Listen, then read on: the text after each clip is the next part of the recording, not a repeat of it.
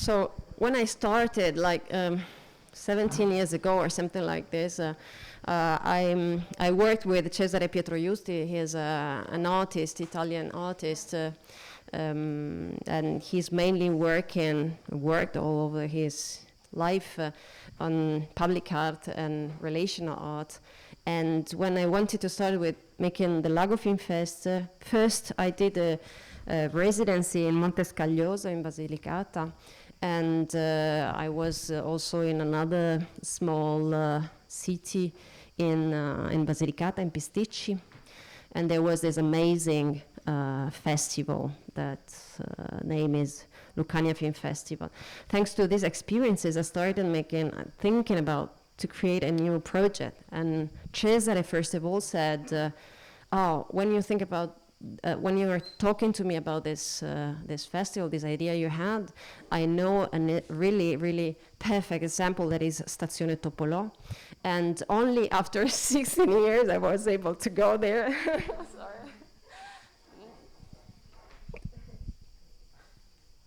I can make it.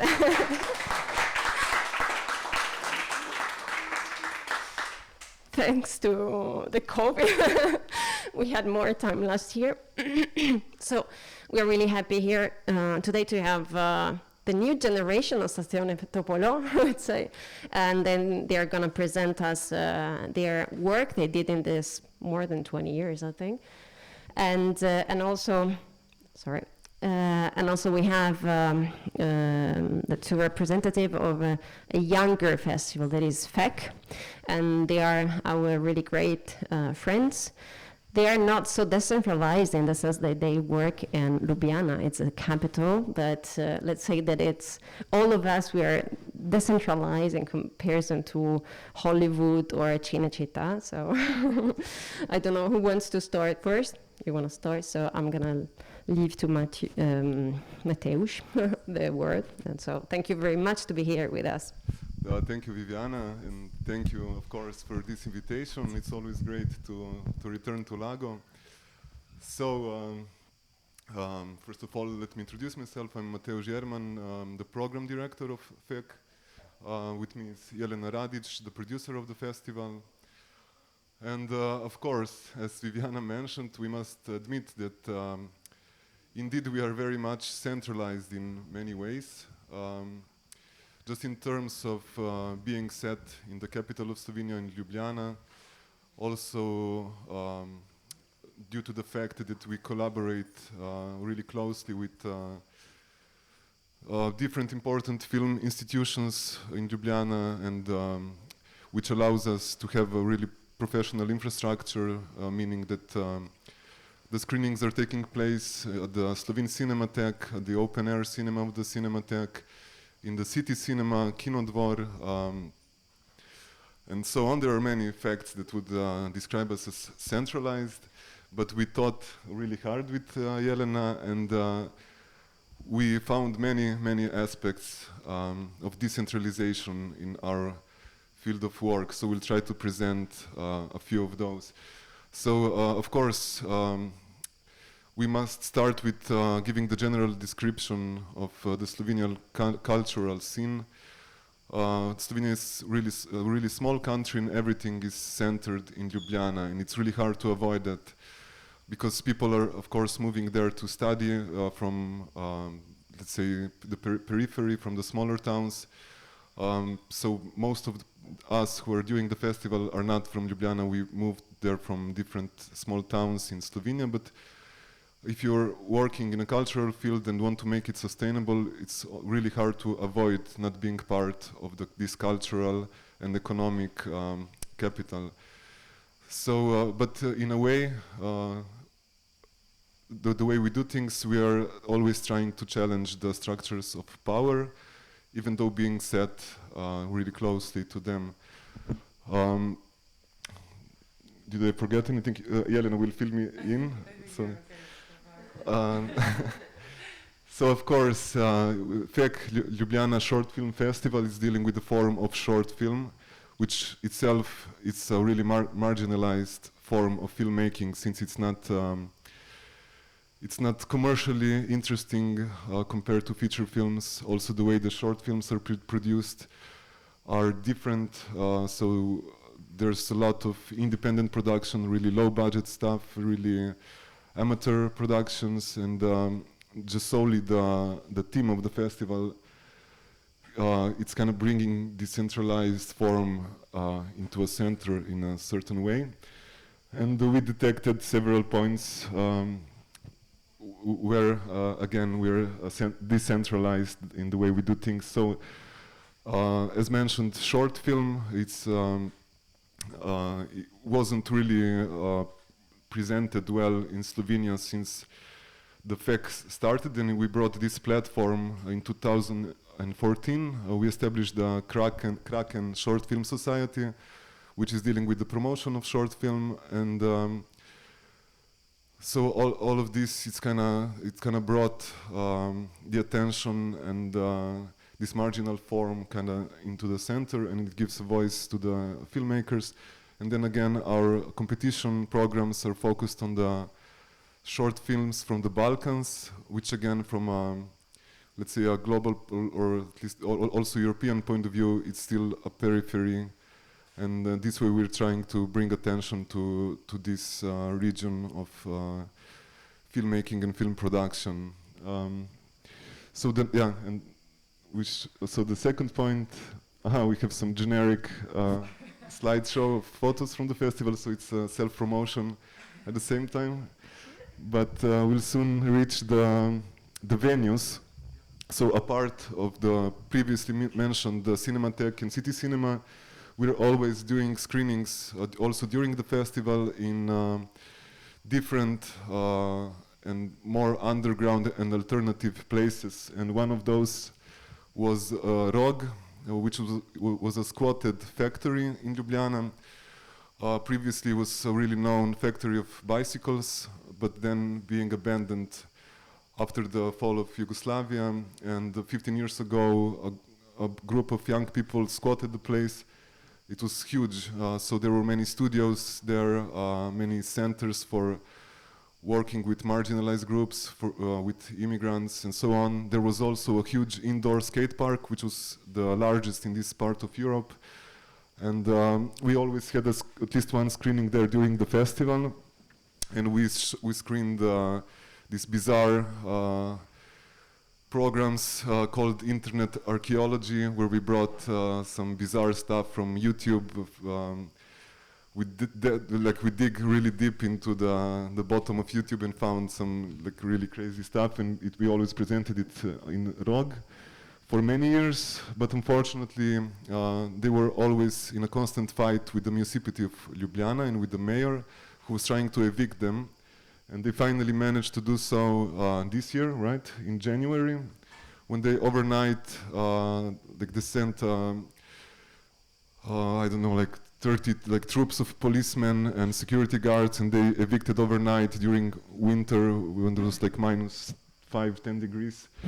Everyone who lived there, and now they tore the building down. And we also made at least a point that we stand with ROG, because it was a symbol of decentralization even though in a capital. So ROG is one of the, let's say, alternative venues. Another one is also a squatted district called Metelkova, which is quite famous in Ljubljana and was previously army barracks of Yugoslavian army, but I think already in '91.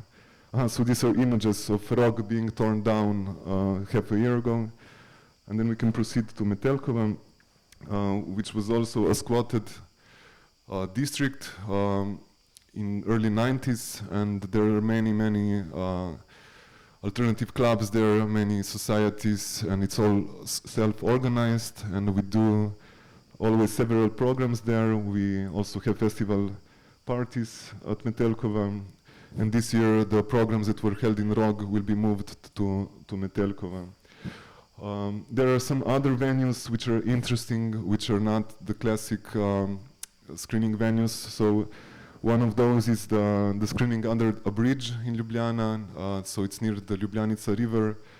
We just had the screening 2 weeks ago, And so we try to do small events in public spaces, almost like a sort of pop-up thing to address also random audiences and bring like film content and cultural contents, maybe in some places where they wouldn't generally fit or would be expected to be presented there.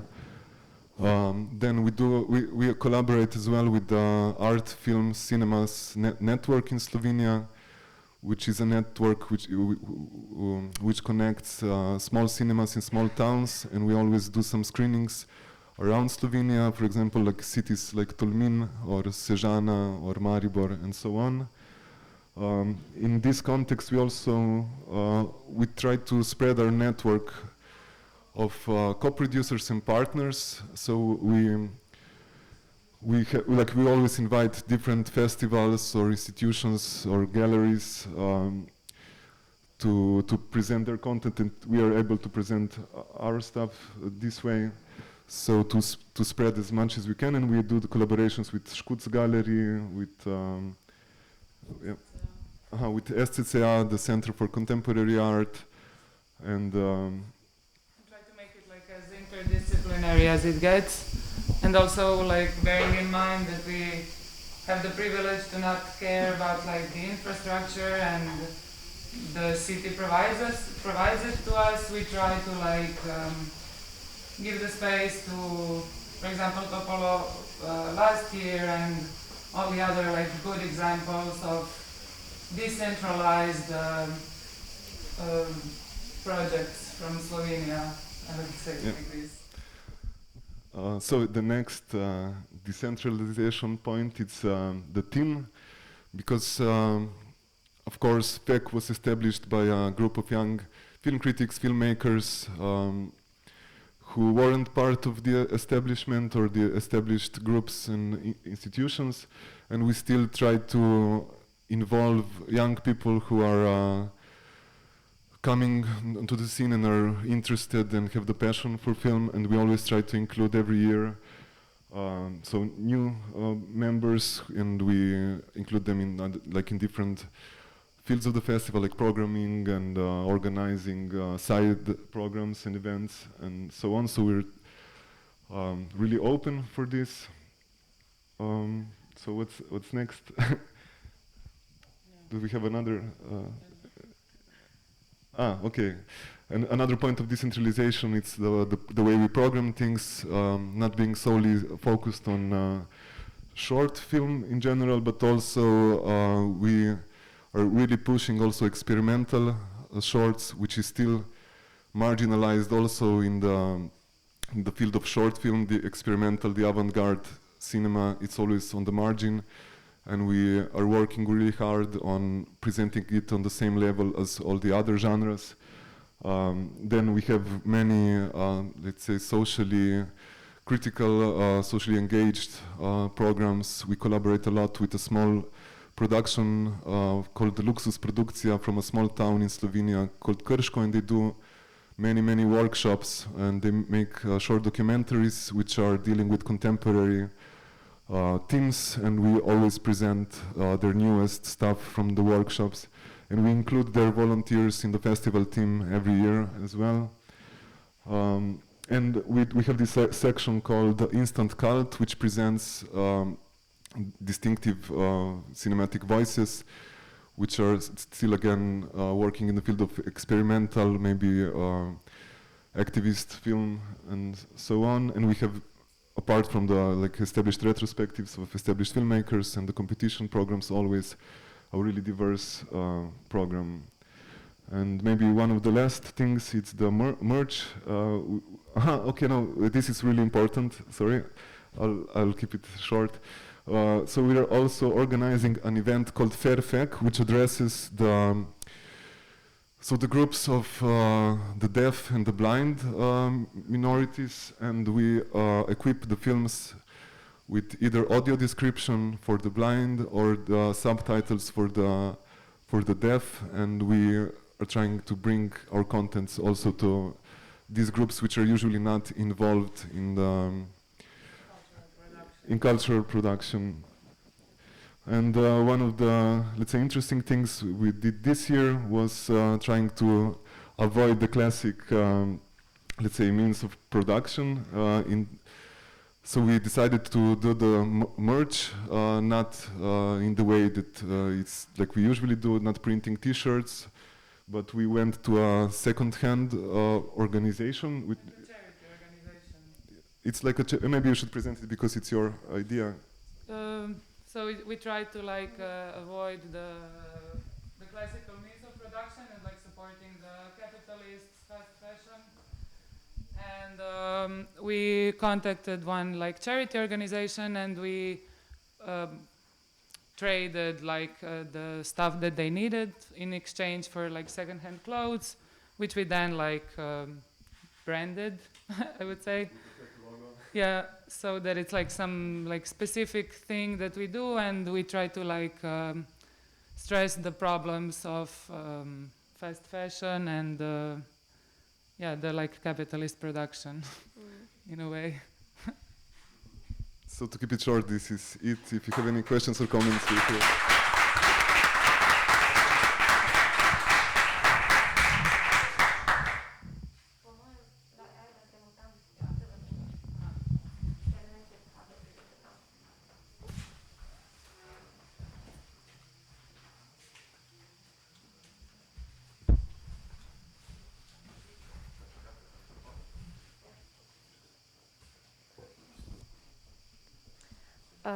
First of all, thank you, Viviana, and thanks also to Lago. I was really, really happy of getting to know you two first, and then Lago last year. Of course, coming from Friuli, I knew Lago Film Festival, but I was never here. And when we were in FEC and we had the presentation of, I had the presentation of Stazione di Topolò. Then after mine, Viviana had the presentation of Lago, and she started with, oh, thank you, Vida, of having this presentation, because actually when we started Lago, Stazione was a kind of example, to say. And so for me it was very, very touching, and also very nice then to have met you in real life and so on. So thank you, FEC, also for this nice connection. So we come, this is a kind of abstract map where you see Friuli and you see Slovenia and then the sea, if you understand. And so we come from really, really, really the most marginal part of Italy, so from the border with Slovenia. And also within this margin, we are a kind of margin of a margin in different senses, since we are also kind of marginal toward the main Slovene minority in Italy, which is in Trieste, maybe you know, and in Gorizia. And we are also marginal because we are on the mountains. This is the village of Topolove in Slovene. And so for us, it's easier to situate ourselves into this context of the decentralization, of course. The history of Stazione Topolò, Postale Topolove is very, very interesting and starts 28 years ago when I was born. So I'm not the founder, I'm not the, yeah, of course, I'm not the founder because I founded it because I really followed it through all my life, and I was always present. I've never missed one edition, and Stazione for me was also kind of the main moment of the year, which I was looking forward the whole year, and in a way it also functioned as a start of the new year. So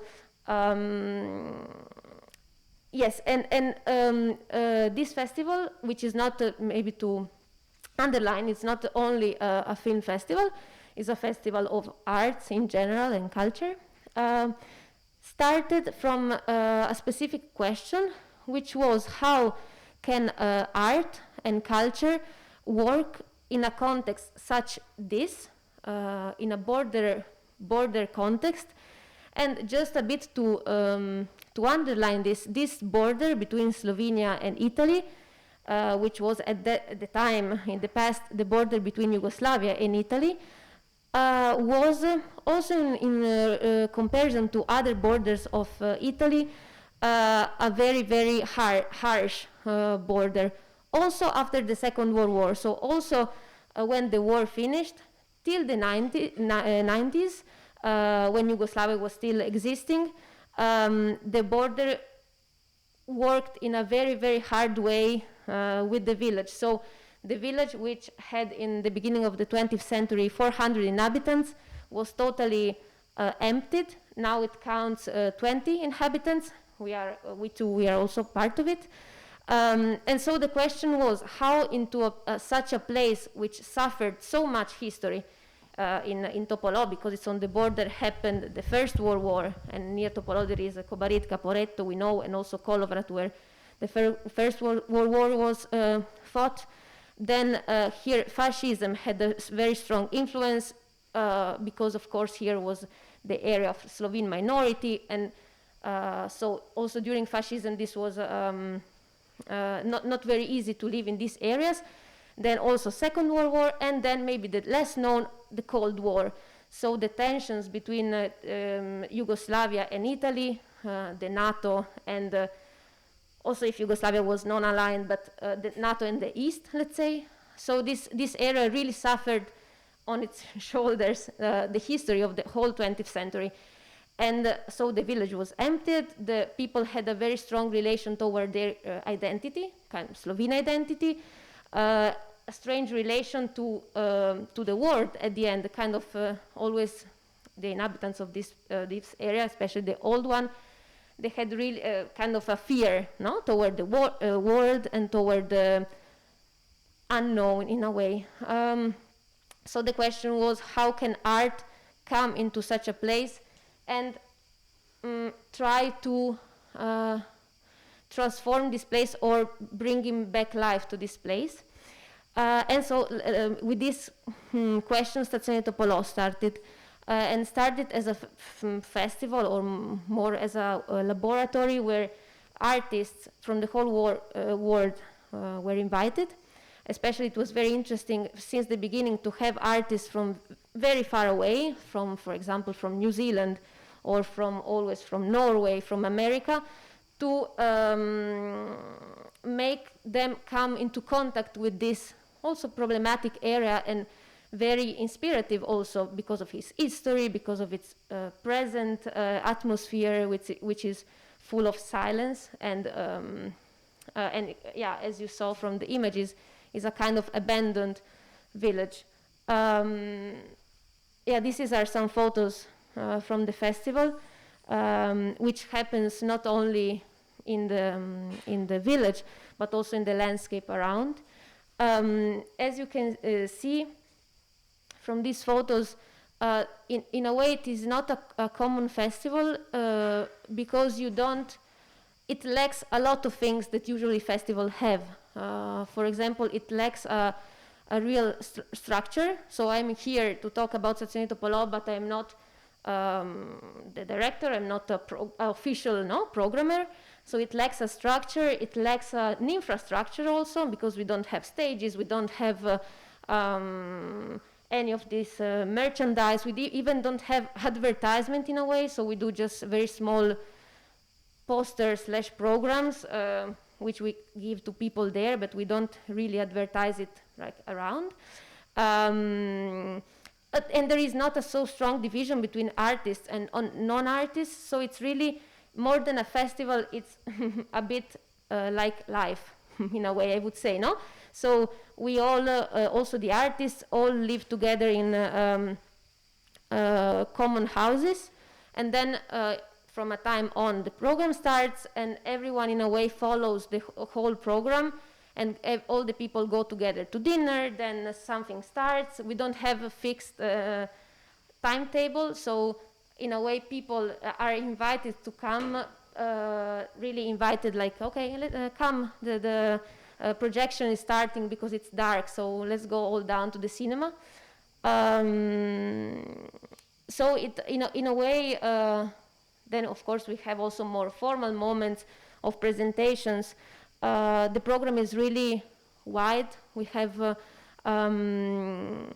a lot of music, readings, also cinema, and in a way the program, in a more clear way or less clear, it's kind of connected to some topics that open up from the village itself, and these could be topics as identity, as life in the mountains, or silence, or so artists come and put themselves in how you can say, put themselves there and kind of listen to what the space gives, and propose something, or sometimes are more normal kind of event, but always they have some also light, but connection to Topolon. Then some other interesting things, and then I will skip maybe to also to film program. Very interesting things is that parallelly to the real Topolon, which is a village which you saw, very nice in a way, there is also an imaginary Topolon built on embassies, which are kind of institutions established by artists from different places. So we have New Zealand embassy, Dutch embassy, very active, Czech embassy, Norwegian embassy, etc. So established by artists who then invite themselves other artists from those states, and also in this way the program is built up. So also the definition of the program is not in a way from top down, so done mainly by a person, but we always are very open also to suggestions of previous artists that were there, etc. Then we have the Institute of Topology, which is a funny word, but it reflects on how space and people are connected. So we had in the past maybe more a film program also connected to these topics. Then we have the Officina Globale della Salute, so an institution that deals with topics of health in general. Then we have the university, the Jewish community with its synagogues, and so there is all a kind of parallel Topolon, which is not real in a way, or maybe yes, and it makes what Topolon is for us. So it's not really an empty village where we do something, but it's built up by artists themselves, by the people there, by history. Then maybe I could say something, and we will come to these slides about the film program. We have a small cinema, which is just a white wall on a house, this one, where we do also other things. We do concerts. And usually the screenings start always with the dark, so usually around 10.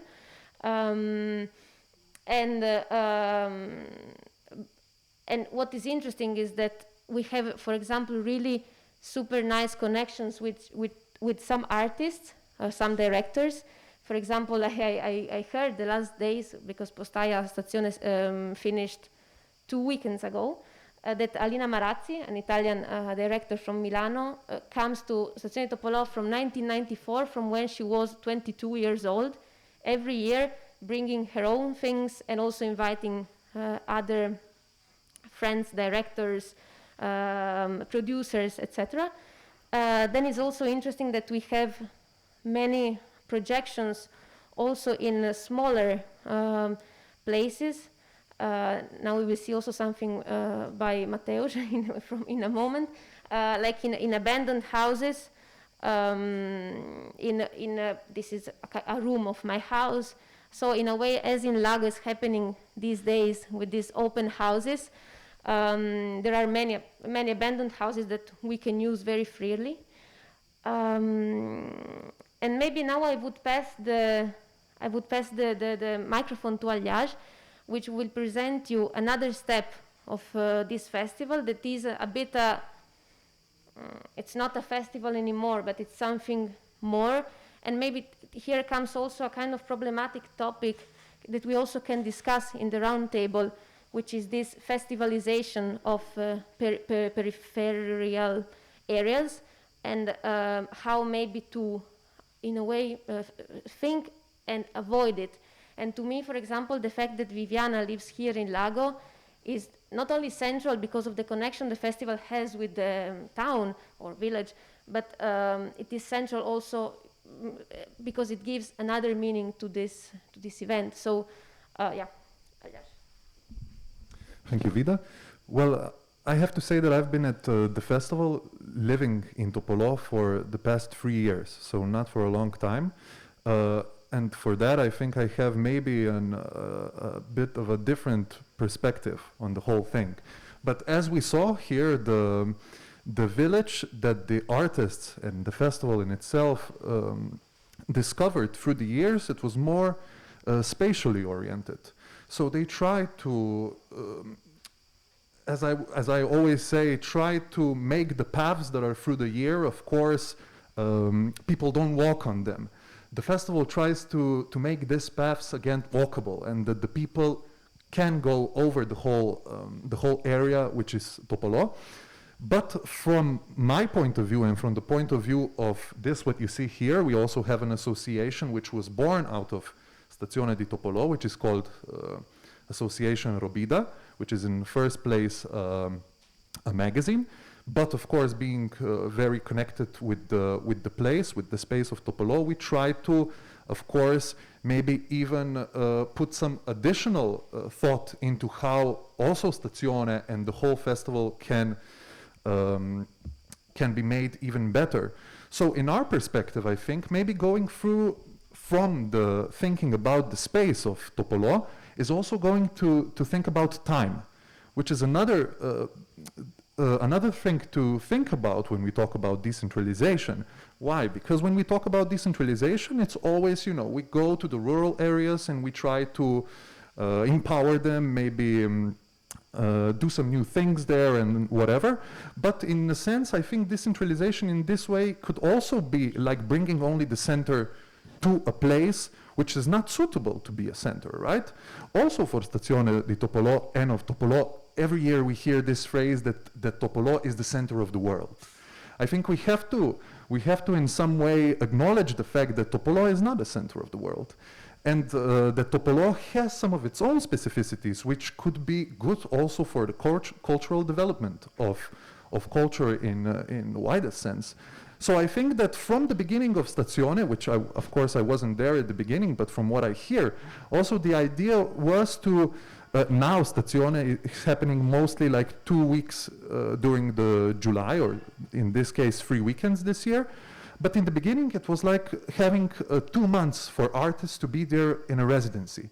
Artists also coming before the actual beginning of this residency and leaving of course after. So with Robida and our association, we try to make Topolo alive also during the time when there is no festival.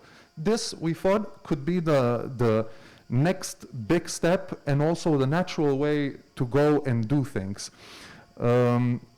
So we, throughout the year, invite artists to come to actually live the place, because in 2 weeks, of course, as you know, the place, you cannot really live the place.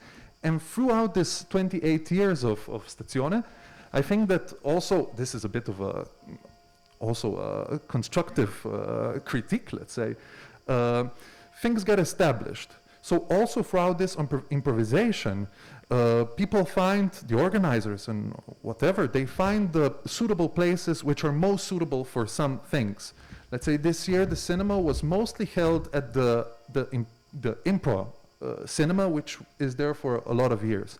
What we try to do, and also with this year's presentation of Robida, which was dedicated to the forest, we tried also to do a presentation like to disperse, to make it, to go through the woods, put people, artists who are writing for our magazine, to read certain articles from a different unused spaces in the forest. So that's what I wanted to tell. It's also a good, I think, point to talk about is time in this sort of places, because just bringing culture to a place, to a space of non-culture, let's say, it's not enough. It's not what you do, I think, it's how you do it. And with how to do stuff, I think time is more important actually than space. But this, I think, is also a good question to begin the discussion, maybe. Should I tell something more? No.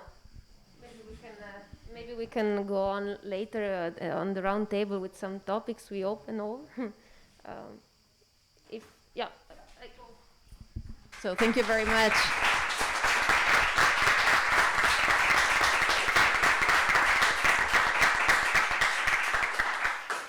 Thank you very much, and I think that the question is here is the meaning and why you do things and how you do them. So is what we are always thinking when we start a new programming, a new festival, and or when we create new projects. And this is, I think, it has to be the base of when you wake up in the morning and and you go through the day, and even if sometimes you have to pay the bills and eat, but I think that after is something that is come always. So for this reason, what we want to do now is this: split into different groups and debate, discuss on the meaning of the words and the meaning of the programming and the project. So maybe, okay, at the beginning I want to thank you, all of you, to be here. Mateusz, Yelena, and Alias, okay, Alias, and Vida to be here with us and to help us also in the round tables now. And I'm going to leave the word to...